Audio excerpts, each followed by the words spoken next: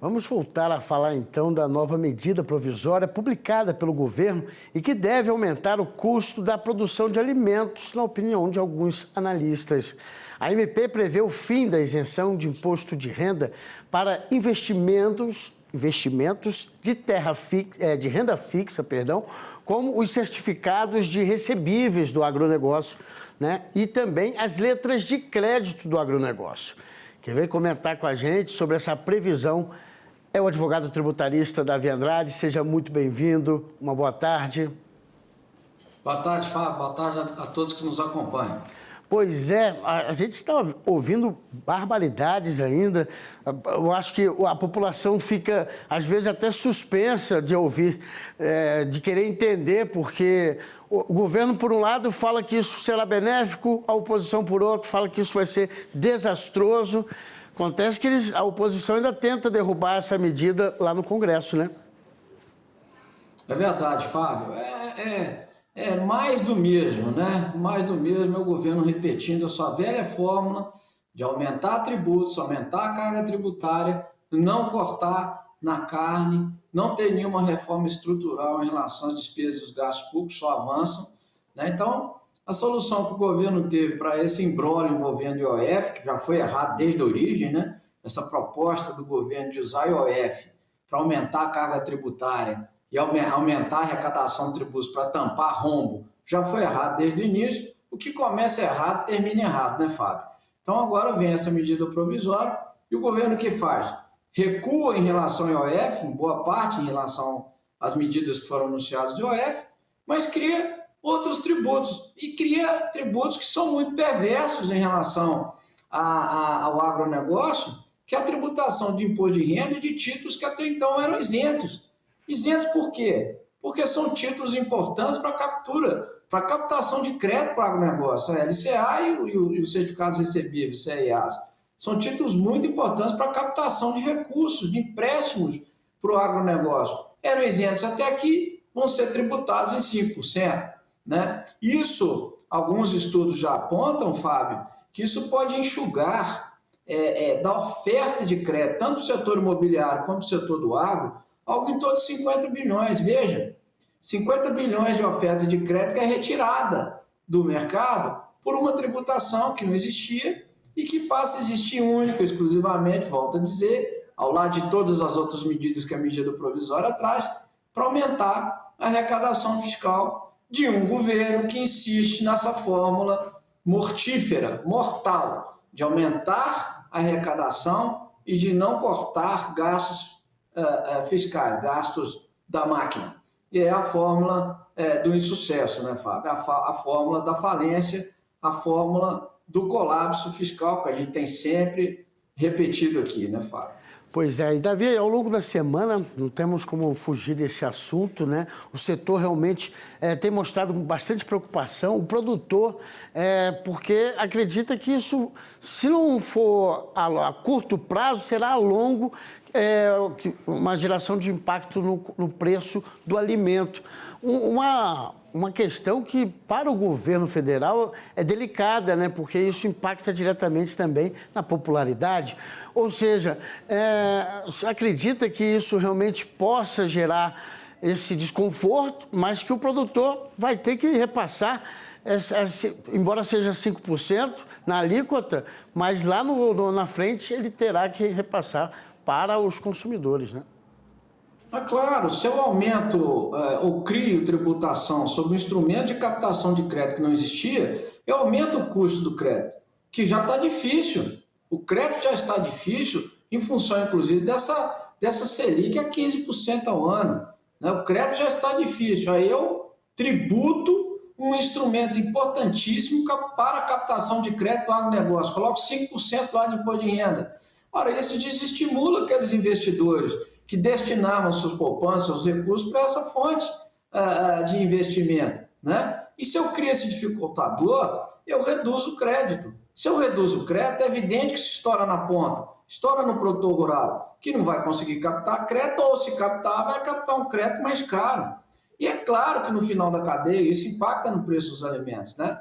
O governo vem lá com aquela retórica dizendo que não, essa tributação não afeta os mais pobres, é uma tributação que vai atingir apenas os ricos, como se o mundo fosse várias células distantes, né? Várias células equidistantes, os ricos de um lado, os pobres dos outros. Essa retórica é uma retórica que já não cola mais, não funciona mais. E quando você conecta os assuntos, e basta ter um pouquinho de leitura, né, e de percepção, você vai ver que toda essa corrente de aumentos tributários redundam naquilo que a gente viu aí, aumento de preço de alimentos, né, aumento do custo de alimentos, inflação de alimentos maior, né, e nesse ponto, Fábio, isso é visível.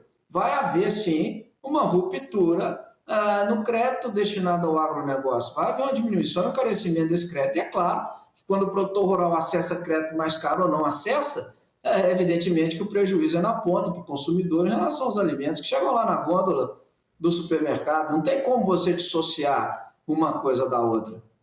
Pois é, aí acaba que já foi até, de uma certa forma, divulgado que o governo acredita que fizeram essa questão uma briga política.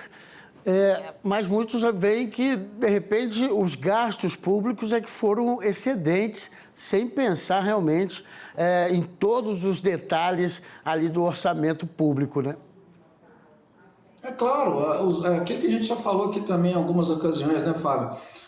O gasto público só aumenta, né? O orçamento público é cada vez mais vinculado, despesas vinculadas ao salário mínimo, e essa política do governo de dar aumentos reais ao salário mínimo impacta as contas públicas diretamente. Então tem um aumento dos gastos públicos, até por conta dessa política desordenada do governo, né, de gastos fiscais cada vez maiores. Então, os gastos vinculados, né, vão crescendo, os gastos discricionários, aquilo que sobra no orçamento é cada vez menor, portanto, a capacidade do Estado brasileiro de investir é cada vez mais reduzida, né? Isso impacta tudo, aí vem a taxa de juros a reboque, né? Se o gasto público é muito alto, se a política fiscal é descontrolada, o Banco Central tem que chegar num ponto de controlar ou tentar controlar a inflação por meio de políticas monetárias, juros altos, Selic, e aí volta a roda a ser alimentada. A Selic indexa grande parte da dívida pública brasileira e, portanto, quando aumenta os juros, aumenta o gasto do governo com o pagamento de juros. Então, a máquina ela se retroalimenta de forma muito negativa, né? É a política fiscal descontrolada do Estado, ou a falta de política fiscal do Estado, que traz a reboque todas essas medidas, e o governo não quer enfrentar isso de jeito nenhum, acha que vai continuar gastando a bel prazer e até para fins eleitoreiros até 2026, e nós vamos caminhando a passos largos para um abismo fiscal sem volta. 2027, grandes economistas já adiantam que o governo não vai ter espaço mais nenhum de despesa discricionária no orçamento, todas as despesas serão vinculadas, quer dizer, não vai ter espaço nenhum mais para a máquina pública agir discricionariamente, já está anunciado, se a gente continuar nessa rota, é isso que vai acontecer efetivamente. Pois é. Agora, fica essa questão da urgência da análise pelo Congresso Nacional. O ministro, aliás, o deputado Pedro Lupion, que é o presidente da FPA, chegou a manifestar, inclusive mostramos aqui no início do jornal, essa insatisfação do setor e que isso pode impactar no plano safra. Esse recurso não sendo isento esse tributo, isso futuramente vai impactar realmente no que é disposto ao produtor nesses créditos rurais. Consequência natural.